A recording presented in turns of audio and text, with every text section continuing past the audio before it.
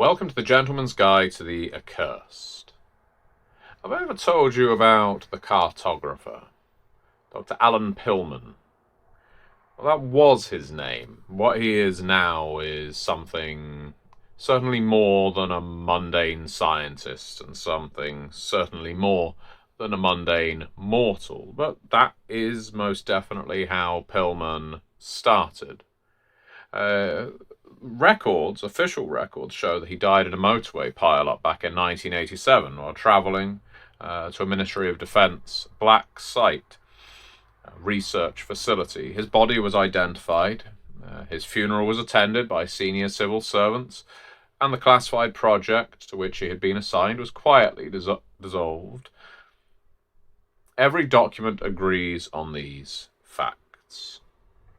And yet, despite his death in 1987, Dr. Pillman has been photographed at least 17 times since his death. Now, in this world, this tattered world of the accursed, it is hardly unusual for ghosts, phantasms, spectres to show up, whether in recording technology or indeed in person. The dead are a known quantity. But Pillman is something different from all this. He isn't a ghost trying to haunt his former colleagues, and he isn't trying to get revenge, it seems, on someone who might have led to his death. He just wants to finish his work, and as far as anyone who has encountered him is concerned, he is still human, still flesh and blood, just very committed to getting the work done. In the photographs of him, he appears in the background of various unrelated incidents. It spans about 40 years now. CCTV footage from motorway service stations, abandoned military bases, shopping centres after closing time, sealed underground tunnels. They all capture the same image of the same tall man with the same weathered leather satchel. His clothes change with the fashions of each decade, but his face doesn't. Facial recognition software identifies him as Dr. Alan Pillman within 98% accuracy. Official agencies know who he is.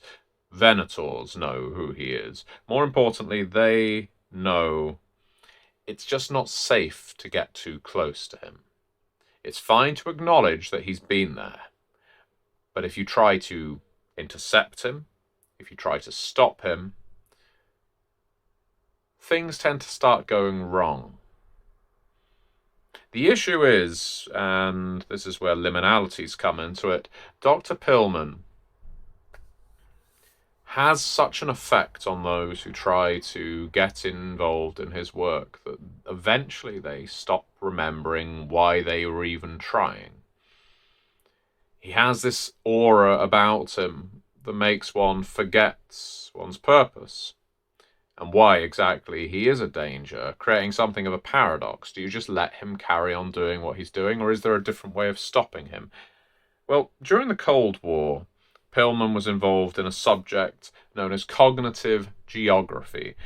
He was studying the relationship between architecture and human perception. His team believed that buildings were more than collections of walls and corridors. They were systems capable of influencing memory, emotion, probability. A psychogeographer. Initially, his work focused on military applications. Could an embassy be designed so infiltrators always became lost? Could a prison be built so that prisoners had absolutely no hope of escaping, even if guards were completely absent? This research changed direction after Pillman made a discovery. It was beneath an abandoned government complex in Norfolk, scheduled for demolition. Hidden beneath layers of modern construction was an impossible network of corridors that didn't appear on any blueprint. The passages, they were architecturally mundane. Concrete walls, fluorescent lighting, numbered doors, but no survey had ever produced record of these rooms' existence. And indeed, none of his accounts, he discovered, recorded the same floor plan twice. This was the kind of discovery Pillman had been looking for. This was what he had been seeking out all this time. Some insisted, following this, that he spent hours, days underground mapping this place out. Others claimed he'd been missing for weeks at times, so there was always someone to clock in and out for him at work. One surveyor in his team emerged carrying a newspaper dated 6 months into the future that was very quickly classified.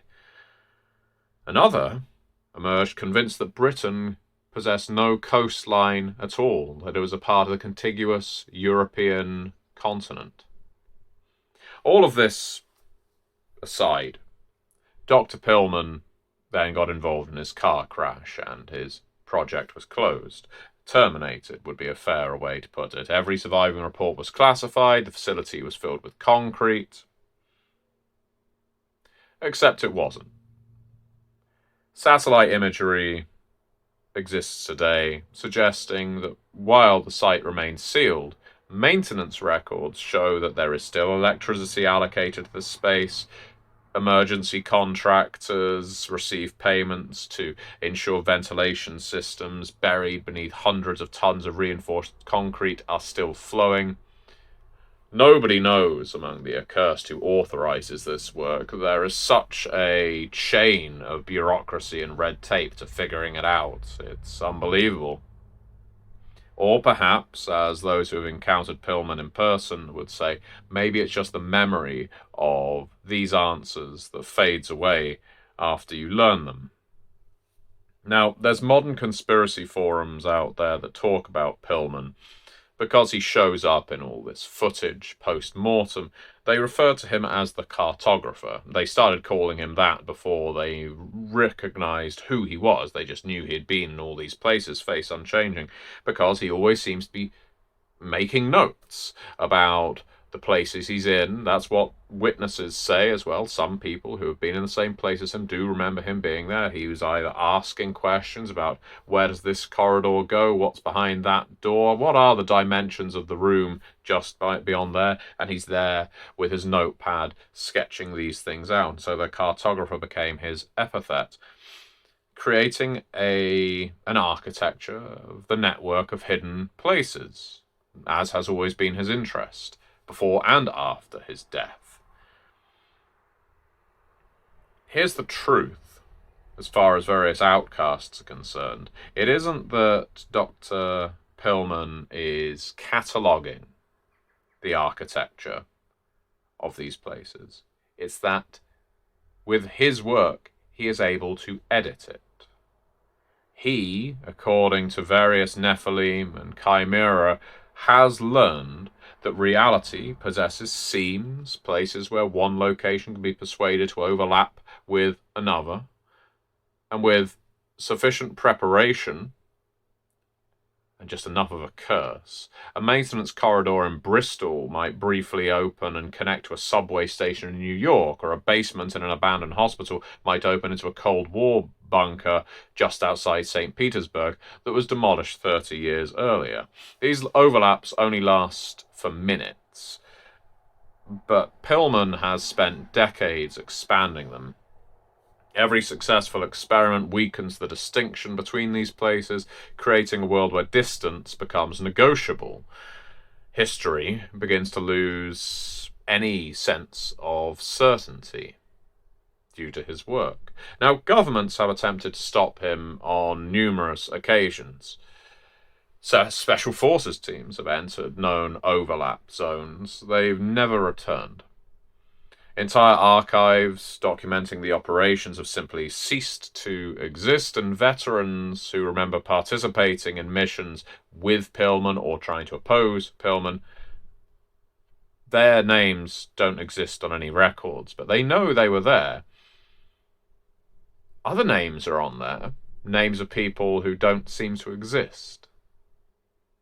The deeper accursed seem to look into Pillman, the more contradictory the evidence becomes. It's as though reality itself is quietly revising itself around Pillman's work. Now, unlike many outsider threats, Pillman doesn't consider himself to be a malicious entity. He believes humanity lives inside a prison of fixed geography and linear time. He argues that cities, nations, identities are arbitrary. They're boundaries imposed upon a much larger landscape that very few people understand. Only outcasts seem truly capable of realizing the full scope of reality. Now, he believes that by dismantling these boundaries, he will free the world from itself. And those who encounter him describe him as calm, articulate, even sympathetic. He genuinely believes that history will regard him as an explorer rather than as a monster. Unfortunately, there are victims to say otherwise, because, as mentioned, people who spend far too long around Pillman start to gain lapses in their memory. Those who enter his altered locations begin suffering what psychologists call geographic disassociation. They instinctively take routes that no longer exist, remember conversations held in buildings that have never been constructed. They wake convinced that they have lived entire lives in towns absent from every map. And eventually these false memories accumulate until the victim can no longer distinguish authentic experiences from rewritten history. Some disappear into places that exist only during overlap events. Others continue living outwardly normal lives while insisting that the family around them have been replaced by versions from the previous layout. Pillman isn't threatening death. He isn't a homicidal maniac. He's not some murderous monster. The threat that he poses is to consensus, to interpretation, to geography. Enough people, if they believe a revised geography is the correct one, well, according to Pillman's theory, reality conforms to accommodate the change. Streets will rename themselves. Buildings will require impossible basements. Forgotten railway stations will reopen without anyone recalling they were ever closed. Entire districts will quietly become something they never were before. The only known method of stopping what Pillman is up to seems to come from his earliest project notes, scribbled in the margins by an unnamed researcher, not him, who seems to understand what Pillman didn't. The notes claim that reality is indeed editable, that every place has a story, and those stories act as anchors. So long as the anchors are made profound, more well-known, as long as they outweigh the work that Pillman is doing, he will find them unchangeable, and he will move on elsewhere. A location whose history is faithfully remembered and chronicled will resist alteration, while places stripped of their identity will become subject to revision.